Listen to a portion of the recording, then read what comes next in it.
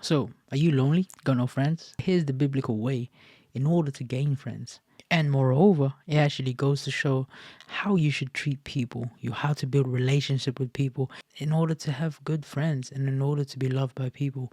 Now, the goal isn't to be loved by people, but it is to live in a pleasant existence, to build a garden around you so that people may experience pleasantness and beauty through you, just as how God intended you. You should be the ray of sunshine that the world sees, to be the good in the world full of bad. It says, if you are polite and courteous, you will enjoy the friendship of many people.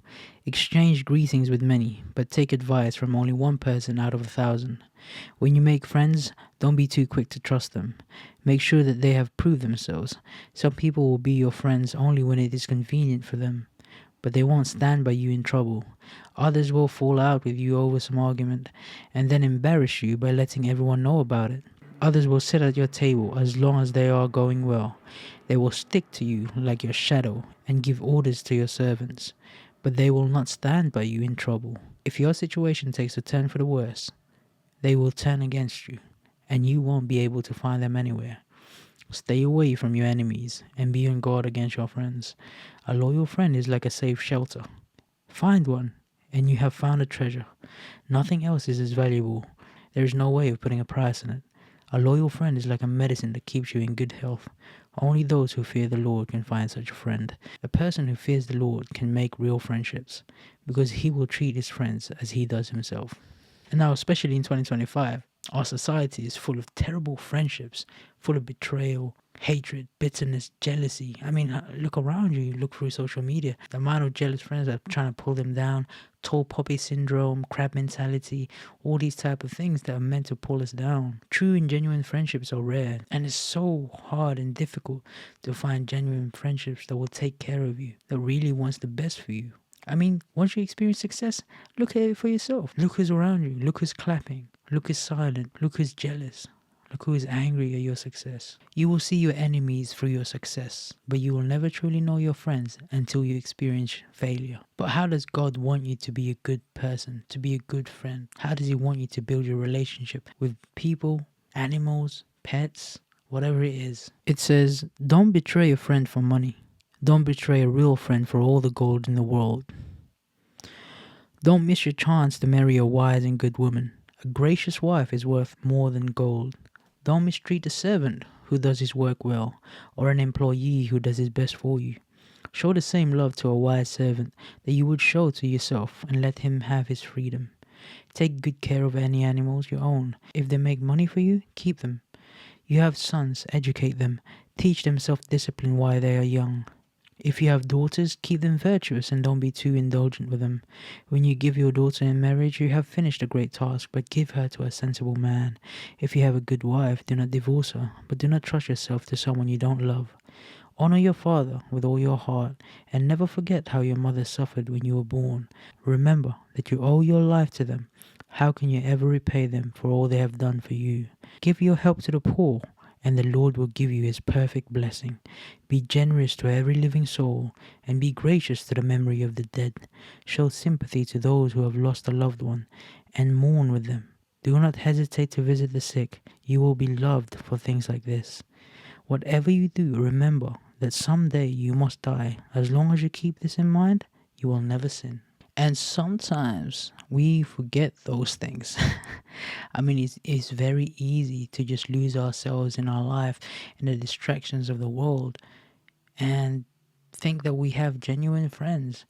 We become blinded by our surroundings, and inevitably the friends that we hang around with, they become the influences that we don't even see in ourselves. Not until later on, until we lose them. And eventually, our life becomes miserable by the people we surround ourselves with. The habits we build with them, they stick to us like glue. And sometimes it's very difficult to shake them off. So choose your friends carefully. People you surround yourself with will determine the rest and the entirety of your life and your experience in it. If you have good friends, you have a good life. If you have bad friends, you have a bad life. Similarly, as the deeper it goes into your personal life, the deeper the gravity of that relationship has to be. If you have a wife, you will have them for the rest of your life. then that means if you have a bad wife, you spend all the days of your life in misery. But if you have a good wife, then you spend all the days of your life in happiness and bliss. So you have to take care of everything, choose everything wisely, and to not invest it in the bad, but invest it in the good. Don't look at superficial things in terms of building a relationship. Those things fade. If you're looking for a friend, if you just have a friend because you like to drink with them, you like to party with them, that doesn't last for the rest of your life. That means you'll only have fun for a certain amount of time. Similarly with a wife, if you're looking for a wife that's just beautiful physically, that fades. That means you'll only love them as long as they're beautiful. And once old age sets in, you lose that love for them. But finding your wife in a woman that is of a good character and strong moral virtues, those things will last for the rest of your lives, even in old age and even after death. So you will love them all throughout eternity. So these are the type of things you need to invest in. You need to put your trust in love and loyalty in which you need to build your relationship with others in. Because these are the goodness of life. This is how you ensure you can live a beautiful life. I've seen so many different people who are divorced, living separate lives, having separate parents, and it creates such chaos and hurt in people. The surroundings, broken families and broken homes don't lead to a good place, because these are the wrong decisions that we make, and inevitably as a society sometimes we just need the guidance of God and the guidance of good. Our virtues and principles are a disarray.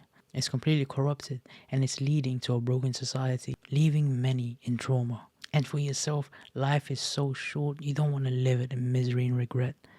So make the right choices as soon as you can. And you won't ever have to regret anything. You won't ever have to live in misery. You won't ever have to spend any day alone. Choose them carefully, because life is so fragile. You only really have a few options. You only really have a few chances to get it right. And unfortunately, bad decisions and wrong choices, they follow us for the rest of our lives. So don't let your emotions lead you in any decision in your life. Make sure that it is virtue which leads you, because virtue is a decision that is already made way before you even make the mistake. It is the choice that others before you have contemplated, the wise and wisdom have applied in the choices of life. Remember, this may be your first time around living, but you ain't the first one to live. There are plenty of people that have lived before you and have made the same mistakes. And their wisdom, if you apply it to your life, can save you a ton of time and a ton of mistake and lead you in the right path. So listen to the wise, listen to the virtue, and build yourself and build your character in strong moral principles, so that you may never be broken in life and you can experience true and genuine happiness. So I hope you like this video, guys. This is another episode of The Third Eye. Please don't forget to like and subscribe to my channel. Let's grow this together and enlighten people along the way.